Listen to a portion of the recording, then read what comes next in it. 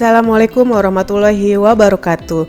Halo sahabat OTSKK, selamat datang kembali di Oksidasi, obrolan terkini seputar standar dan regulasi. Senang sekali saya bisa bersama-sama kembali dalam episode kali ini. Perkenalkan, nama saya Mia Permawati yang akan memandu Oksidasi pada hari ini. Topik yang akan kita bahas adalah mengenai periklanan obat tradisional, obat kuasi, dan suplemen kesehatan dalam Peraturan Badan POM Nomor 34 Tahun 2022. Tagline jamu cespleng dan suplemen kesehatan pelangsing instan memang tidak asing terdengar maupun terpampang di berbagai media iklan produk obat tradisional dan suplemen kesehatan yang menjadi daya tarik konsumen. Pada episode ini, kami akan menjawab pertanyaan-pertanyaan seputar iklan obat tradisional, suplemen kesehatan, termasuk persyaratan iklan, apa saja yang boleh dan apa saja yang tidak boleh dalam beriklan, dan bagaimana peran masyarakat untuk dapat menguasai iklan. Tanpa basa-basi lagi, mari kita masuk ke Oksidasi hari ini. Tentu saja hari ini saya tidak sendiri, saya ditemani oleh Mbak Dewi Febriana, selaku pengawas farmasi makanan ahli muda. Selamat siang Mbak Dewi. Selamat siang Mbak Mia, selamat siang sahabat OTSKK. Bagaimana kabarnya nih Mbak Dewi hari ini? Alhamdulillah baik, bagaimana dengan kabar Mbak Mia? Baik juga. Alhamdulillah. Ya, oke nih Mbak Dewi, sesuai tadi yang kita sudah bicarakan, kita akan ngobrol-ngobrol serius tapi santai nih. Sepertinya seru ya obrolan kita hari ini nanti. Ya, begitulah mudah-mudahan ya. Jadi kita akan berdiskusi mengenai peraturan periklanan. Bisa dijelaskan terlebih dahulu Mbak tentang periklanan obat tradisional, obat kuasi suplemen kesehatan itu apa, biar sahabat OTSKK ini mengetahui nih. Oke, baik. Jadi menurut regulasi yang ada saat ini Mbak Mia, bahwa iklan itu merupakan setiap keterangan atau pernyataan mengenai obat tradisional, obat kuasi dan suplemen kesehatan dalam bentuk visual, audio visual untuk pemasaran dan atau perdagangan dari obat tradisional, suplemen kesehatan atau obat kuasi itu sendiri. Jadi kita bisa simpulkan bahwa iklan itu adalah informasi yang digunakan untuk pemasaran atau perdagangan dari produk-produk seperti obat tradisional, obat kuasi, dan suplemen kesehatan. Ada persyaratan untuk kriterianya nggak sih Mbak, untuk kriteria iklan atau terkait informasi yang wajib tercantum dalam iklan tersebut? Tentu saja ada Mbak Mia. Jadi terdapat 3 kriteria informasi yang wajib atau harus tercantum dalam periklanan suatu produk. Yang pertama, bahwa iklan itu harus bersifat objektif. Objektif di sini yaitu penyampaian informasinya harus sesuai dengan kenyataan, tidak boleh menyimpang dari sifat khasiat atau manfaat dan keamanan dari produk sesuai dengan penandaan terakhir yang disetujui. Contohnya saja, iklan tidak boleh mencantumkan klaim keamanan produk yang memberikan persepsi bahwa produk itu bebas dari efek samping. Misalnya aman, tidak ada efek samping, tidak ada efek toksik, tidak berbahaya, ataupun bebas risiko atau klaim yang semakna lainnya. Kemudian kriteria yang selanjutnya yaitu informasi yang dicantumkan harus lengkap. Contohnya harus ada informasi tentang khasiat atau manfaat, keamanan dan mutu produk yang diiklankan. Dan yang terakhir, yang penting juga yaitu bahwa harus memberikan informasi yang tidak menyesatkan. Informasi yang tercantum harus jujur, akurat, tidak berlebihan, tidak memanfaatkan kekhawatiran masyarakat, dan tidak menimbulkan gambaran yang menyesatkan. Oh, jadi begitu ya Mbak Dewi ya. Jadi Ya, tadi ya. harus ada apa? Ada objektif, lengkap, dan tidak menyesatkan. Dan tidak menyesatkan. Betul. Saya tertarik nih dengan materi atau persyaratan yang terkait dengan informasi yang tidak menyesatkan. Kalau saya baca di peraturan tadi itu, ada yang menyatakan bahwa iklan itu tidak boleh mencantumkan diskon atau bonus. Iya, betul. Bisa dijelaskan lebih lanjut nggak tuh Mbak, bagaimana persyaratan itu bisa diberlakukan? Oke, baik. Jadi persyaratan kenapa kita tidak boleh mencantumkan diskon dan bonus itu dimaksudkan untuk melindungi konsumen itu Mbak Mia, agar tidak mendorong pembelian produk yang berlebihan yang kemungkinan nanti dapat merugikan konsumen atau masyarakat misalnya dengan mendorong penggunaan produk yang berlebihan atau tidak perlu sebenarnya. Apalagi diskon dan bonus ini bagi kita ya kaum perempuan ini kan menjadi faktor nih yang mempengaruhi keputusan untuk pembelian produk itu sendiri. Jadi hal semacam itu harus kita jaga agar tetap dalam batas yang etis atau wajar seperti itu. Iya, ternyata seperti itu ya. Padahal kita memang sangat senang sekali ya ketika ada diskon atau bonus tadi. Ada hal lain lagi nggak ya Mbak selain diskon atau bonus yang tidak boleh dicantumkan di dalam iklan? Oke, salah satunya yaitu iklan tidak boleh diperankan oleh atau memuat pernyataan atau anjuran atau rekomendasi dari tenaga kesehatan ataupun yang berperan sebagai tenaga kesehatan. Jadi hal ini dilarang karena untuk menghindari konflik kepentingan dan dalam rangka melindungi konsumen itu sendiri. Jadi tenaga kesehatan ini kan dia memiliki otoritas dalam bidangnya dan jika mereka terlibat dalam iklan produk, maka dapat mempengaruhi persepsi dari konsumen itu secara tidak seimbang, seperti itu. Selain itu juga kita ingin memastikan bahwa iklan tidak memberikan kesan bahwa produk itu memiliki dukungan medis yang mungkin tidak sesuai dengan iklan tersebut. Selain tenaga medis atau tenaga kesehatan juga tokoh agama dan pejabat negara juga tidak boleh terlibat dalam periklanan ini. Hal ini untuk memberikan konteks bahwa takutnya tokoh agama atau pejabat negara itu nanti dirasa dapat memberikan dukungan atau persetujuan resmi yang mungkin tidak benar. Nah, kita harus penting untuk menjaga kredibilitas dalam beriklan seperti itu, Mbak Mia. Oh iya, berarti memang masyarakat harus tahu ya tadi kalau tenaga medis kan berarti seperti dokter, perawat, apoteker. Dan yang paling penting juga yang berperan sebagai tenaga kesehatan pun juga tidak boleh, Mbak Mia. Jadi misalkan dia bukan tenaga kesehatan ya, tapi dia beratribut seperti tenaga kesehatan pun juga tidak diperbolehkan sebenarnya dalam beriklan seperti itu. Oh siap, berarti begitu ya sahabat OTSKK. Terima kasih Mbak Dea tadi penjelasannya sangat lengkap sekali. Kalau misalnya untuk kriteria yang tidak menyesatkan tadi itu tidak boleh dilebih-lebihkan, itu kenapa ya Bu ya? Oke, jadi iklan tidak boleh berlebihan itu dikarenakan hal itu sangat penting dalam mencegah iklan yang menyesatkan, Mbak Mia. Jika iklan itu menggunakan ekspresi atau visualisasi yang berlebihan, nanti akan membuat konsumen itu salah menginterpretasikan manfaat atau khasiat dari produk itu. Jadi misalkan nih ada iklan yang menggambarkan perubahan yang sangat dramatis sebelum dan sesudah penggunaan suatu produk. Nah, itu nanti bisa menyebabkan informasi yang sesat atau tidak benar terkait penggunaan produk dalam iklan tersebut, seperti itu. Ya, jadi kita tidak boleh tergiur dengan mudah ya dengan suatu iklan. Iya betul. Jadi walaupun sudah ada aturannya ini Mbak Mia, tapi memang masih banyak ya kita temui ya iklan-iklan yang tidak sesuai dengan aturan atau regulasi yang ada saat ini. Iya betul tuh Mbak. Contohnya saya juga pernah lihat ada di internet itu cocok nih untuk kaum ibu-ibu atau remaja-remaja putri misalnya. Iklan suplemen kesehatan yang menawarkan turun 5 kg dalam 1 minggu, itu kan wah banget itu. Iya, itu apalagi kita yang Mbak Mia ya. Mungkin kalau kita orang awam nanti kita pasti langsung dicatat apa nama produknya, langsung kita googling, kita online shopping, kita beli ya. Jadi tepat sekali. Jadi memang iklan tersebut memang sangat menggiurkan ya Mbak Mia, tapi tentu saja kita juga tahu bahwa memang suplemen itu tidak akan bisa membuat kita turun berat badan secara instan ya dalam jumlah yang banyak atau seperti langsung turun 5 kilo, 10 kilo dalam berapa minggu. Itu pasti informasi yang menyesatkan ya seperti itu. Jadi kita memang harus berhati-hati dan tidak boleh langsung percaya terhadap informasi tersebut seperti itu Mbak Mia.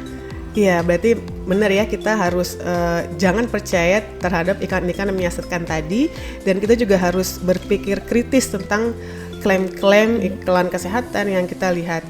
Jangan sampai terbujuk dengan janji-janji yang terlalu bagus, karena kan biasanya kita mengharapkan nih dengan kita bisa berpengobatan sendiri, bisa melakukan swamedikasi dengan membeli produk obat tradisional atau suplemen kesehatan yang kita semula ingin sehat tetapi malah jadi sakit karena kita mengkonsumsi produk-produk yang berbahaya bagi kesehatan. Iklan sendiri kan merupakan informasi pertama yang kita gunakan untuk memilih dan menggunakan suatu produk, sehingga memang harus dijaga iklan-iklan yang harus objektif tadi dan tidak menyesatkan. Iya, betul sekali. Kemudian untuk bahasa dari iklan tersendiri, sebenarnya kita bisa nggak sih Mbak menggunakan bahasa selain bahasa Indonesia? Jadi sebenarnya iklan boleh menggunakan bahasa selain bahasa Indonesia, misalkan menggunakan bahasa Inggris, atau kalau di daerah-daerah itu ya Mbak Mia kita bisa menemui iklan yang menggunakan bahasa daerah atau bahasa lokal setempat ya, sepanjang artinya dalam bahasa Indonesia itu nanti dicantumkan dalam iklan tersebut. Jadi semua masyarakat walaupun dia bukan daerah tersebut, dia bisa mengetahui apa isi dari iklan tersebut, seperti itu. Oh iya, tadi iklan biasa yang dengan bahasa-bahasa lokal saya sering dengar di radio ya. Iya, betul. Nah, kalau tadi untuk media periklanan sendiri selain tadi radio itu apa saja ya Mbak ya? Oke, baik. Jadi di sini media periklanan dibagi menjadi 3 Mbak Mia. Yang pertama yaitu media visual, jadi bisa berupa iklan dalam surat kabar, kemudian dalam majalah, poster, billboard, ataupun bentuk lainnya yang bisa kita lihat dan bisa kita baca. Yang kedua yaitu media audio, jadi bisa berupa suara di radio, rekaman audio, ataupun bentuk lainnya yang bisa kita dengarkan. Dan yang ketiga yaitu media audiovisual, jadi bisa iklan-iklan yang biasa kita temui di siaran televisi, ataupun kalau kita mau nonton bioskop itu kan sekarang sering ya Mbak Mia ada iklan-iklan itu ya, itu bisa. Kemudian ada videotron dan bentuk lainnya yang bisa kita lihat, kita baca, dan kita dengarkan. Oh, berarti jenis-jenis tadi tuh legal ya Mbak Iya, ya, untuk media dari iklannya tadi. Iya. Kalau mengenai informasi pencantuman klaim atau manfaat atau khasiat dari produk-produk seperti obat tradisional, suplemen kesehatan yang memerlukan diagnosis dokter, itu seperti apa ya?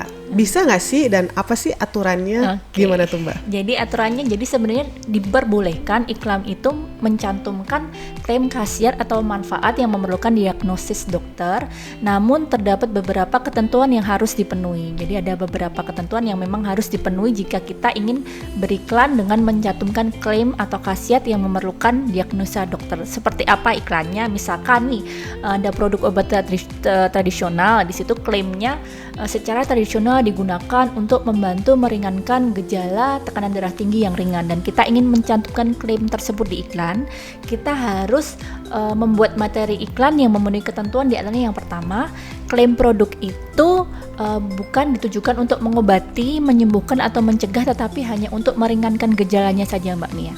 Kemudian yang kedua, untuk pencantuman klaim khasiat manfaat yang memerlukan diagnosis dokter tersebut hanya dapat dicantumkan dalam iklan menggunakan media visual saja, seperti tadi yang saya sebutkan sebelumnya ya, media visual apa saja. Kemudian yang ketiga itu menampilkan kemasan produk atau pack sheet dari produknya itu. Selanjutnya itu mencantumkan peringatan dan perhatian, dan yang tidak kalah penting harus mencantumkan spot bahwa konsultasikan dengan dokter secara berkala. Jadi pada saat penggunaan produk tersebut kita harus mencantumkan spot bahwa kita harus mengkonsultasikan ke dokter secara berkala, seperti itu. Oh begitu ya Mbak. Jadi memang masyarakat itu sebagai konsumen harus pintar-pintar ya, dan harus membaca dengan baik dari materi-materi iklan yang disampaikan oleh para pelaku usaha. Nah, kalau untuk masyarakat sendiri sebagai konsumen tadi, sebenarnya punya peran nggak sih Mbak untuk pengawasan iklan itu kira-kira seperti apa? Dengan adanya regulasi terkait periklanan dari Badan POM ini Mbak Mia, jadi masyarakat sangat dilibatkan dalam pengawasan periklanan ini. Jadi lebih-lebih Badan POM kan mengenal 3 pilar pengawasan obat dan makanan, di mana di sini masyarakat berperan dalam melakukan pengawasan obat dan makanan. Salah satunya pengawasan iklan ya Mbak Mia. Jadi peran serta masyarakat di sini dilaksanakan dengan memberikan informasi dan atau laporan atas dugaan pelanggaran iklan tersebut kepada Badan POM. Jadi pemberian informasi itu bisa disampaikan kepada Badan POM melalui salah satunya kontak center Halo BPOM 1500533, maupun bisa secara elektronik atau email resmi Badan POM, atau nomor telepon resmi pengaduan masyarakat milik Badan POM. Kemudian bisa juga melalui media sosial berita resmi Badan POM atau juga bisa langsung tertulis kepada Badan POM. Jadi kita sebagai masyarakat harus cerdas dan bijak dalam mengkonsumsi obat tradisional, obat kuasi dan suplemen kesehatan, dan itu menjadi harapan kita semua ya Mbak Mia. Jadi jangan ragu untuk melaporkan kepada Badan POM jika kita menemui ada iklan yang tidak sesuai dengan aturannya, seperti itu. Wah, ternyata sahabat OTSKK sebagai masyarakat punya peranan sangat besar untuk mengawal periklanan obat tradisional, obat kuasi dan suplemen kesehatan. Kita bisa ikut sama-sama mengawasi ya. Iya, harus siap-siap nih kalau nanti tadi seperti apa yang disampaikan oleh Mbak Dewi, kalau kita melihat atau mendengar iklan yang tidak memenuhi syarat, segera lapor ke Badan POM melalui kontak yang telah disebutkan tadi. Iya, betul. Jadi kita harus menjadi masyarakat atau konsumen yang cerdas di era sekarang ini, Mbak Mia. Siap. Kalau dari regulasi tadi, sebenarnya ada nggak sih sanksi yang mengatur ketika ada pelaku usaha yang nakal nih, yang tidak mematuhi ketentuan yang berlaku, itu seperti apa Mbak? Jadi tentu saja dalam peraturan itu juga disebutkan beberapa sanksi administratif bagi pendaftar atau pelaku usaha yang melanggar ketentuan di peraturan tersebut Mbak Mia. Salah satu sanksinya diantaranya yaitu yang pertama peringatan, kemudian penghentian sementara kegiatan beriklan, jadi dihentikan sementara kegiatan iklannya itu. Jadi misalkan ada di TV berarti tidak boleh tayang di TV, atau di radio tidak boleh tayang, seperti itu. Kemudian pencabutan persetujuan dari iklan tersebut. Kemudian bisa pembekuan izin edar, dan atau yang paling berat ini itu pembatalan nomor izin edar dari produk yang diiklankan tersebut. Iya, wah ternyata memang sudah diatur ya mengenai sanksi-sanksi. Jadi memang pelaku usaha harus menaati dari aturan-aturan yang sudah ada. Iya, betul. Untuk sahabat OTSKK yang ingin tahu lebih lanjut tentang Peraturan Badan POM nomor 34 tahun 2022 yang mengatur tentang pengawasan periklanan obat tradisional, obat kuasi dan suplemen kesehatan atau peraturan lainnya, Badan POM telah menyediakan kemudahan akses informasi melalui subsite jdih.pom.go.id atau melalui subsite Direktorat Standarisasi Obat Tradisional, Suplemen Kesehatan dan Kosmetik, yaitu standar otskk.pom.go.id dalam menu regulasi. Pembahasan hari ini sangat menarik sekali ya Mbak Dewi ya. Iya, betul Mbak Mia. Namun ternyata kita hanya membahas tentang kategori iklan tidak menyesatkan. Masih ada kategori lainnya yaitu iklan objektif dan lengkap. Nanti kita bisa bahas di episode oksidasi selanjutnya ya Mbak Dewi. Siap. Terima kasih Mbak Dewi atas informasi yang telah diberikan hari ini. Semoga bermanfaat untuk sahabat OTSKK yang menonton dan mendengarkan. Buat teman-teman yang baru bergabung di channel ini dan tertarik mengenai isu-isu seputar obat tradisional, suplemen kesehatan dan juga kosmetik, boleh untuk pencet tombol subscribe dan nyalakan notifikasinya agar kalian tidak ketinggalan informasi terbaru yang menarik lainnya. Semoga pembahasan kali ini memberikan pemahaman yang lebih baik ya Mbak Dewi untuk sahabat OTSKK dalam pemenuhan persyaratan keamanan, khasiat, manfaat dan mutu dari obat tradisional dan suplemen kesehatan. Sebelum ditutup, boleh ada closing statement dari Mbak Dewi? Silakan Mbak. Baik, jadi untuk sahabat OTSKK, jadilah konsumen yang bijak dan cerdas dalam membeli produk. Terutama di era sekarang yang serba mudah, kita bisa membeli barang atau produk dengan cara online, pencet sudah langsung datang. Kemudian juga kita dalam membeli produk juga harus perlu mengingat cek klik ya Mbak Mia, cek kemasan, label, izin edar dan kedaluarsanya, seperti itu. Baik, terima kasih Mbak Dewi. Sampai bertemu di episode berikutnya. Tetap menjadi konsumen yang cerdas. Terima kasih dan sampai jumpa.